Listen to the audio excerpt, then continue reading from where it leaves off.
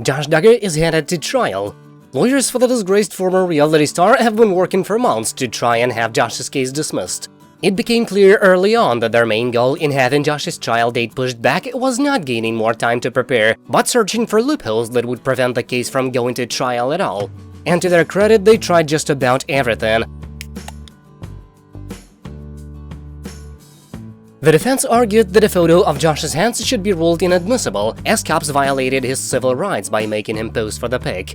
They also claimed that cops might have intentionally destroyed evidence that would exonerate Josh when they interviewed one of his co-workers and gave the man his cell phone back without thoroughly searching it first. The lawyers tried to claim that this man was the real culprit, and had police simply opened his photo app, they would have found a stash of child content. These are obviously long-shot strategies, and thankfully the judge saw right through them. The defense filed 5 motions to have evidence dismissed, and 4 of them were denied during a hearing held on September 27th. This was the same occasion on which Josh walked out of the courtroom with a smile on his face.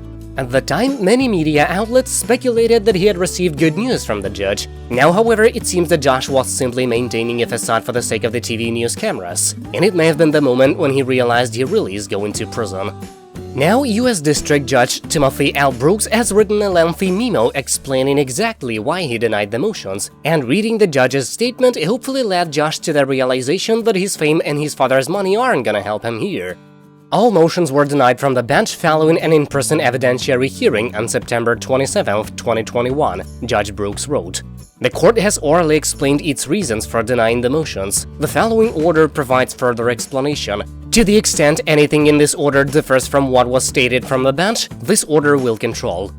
First, he shut down the ridiculous claim about the photos of Josh's hands. There is no legal authority to suggest agents needed a warrant before they could photograph Mr. Duggar's hands and feet. Mr. Duggar consented to being photographed, therefore no Fourth Amendment violation occurred. As for the claim that investigators let the real culprit slip away last year when they raided a car dealership owned by Josh, the judge rightly dismissed it as nonsense. The court finds that law enforcement's decision not to forensically search and image certain electronic devices was made pursuant to a good faith belief that such additional investigative steps were unnecessary. Valid reasons may exist to criticize law enforcement's thoroughness or lack thereof on cross-examination, but the court is simply not persuaded that law enforcement's actions rise to the level of a constitutional deprivation of due process that would require the dismissal of the indictment against Mr. Duggar. Josh's lawyers also claimed that Josh was illegally held against his will when investigators questioned him while he was seated in the backseat of a car. It is also undisputed that the passenger side door next to where Mr. Duggar was seated remained unlocked through the interview. The court therefore finds that Mr. Duggar was not restrained, and this factor weighs in the government's favor.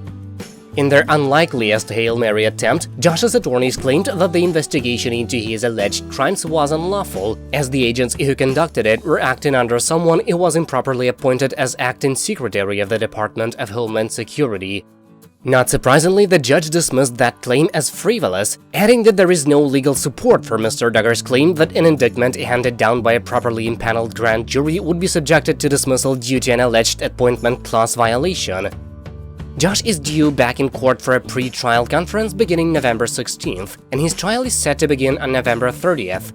If he wasn't nervous before, we're sure the judge's memo is giving him major cause for concern. That's it for now, thank you for watching, please subscribe to stay tuned.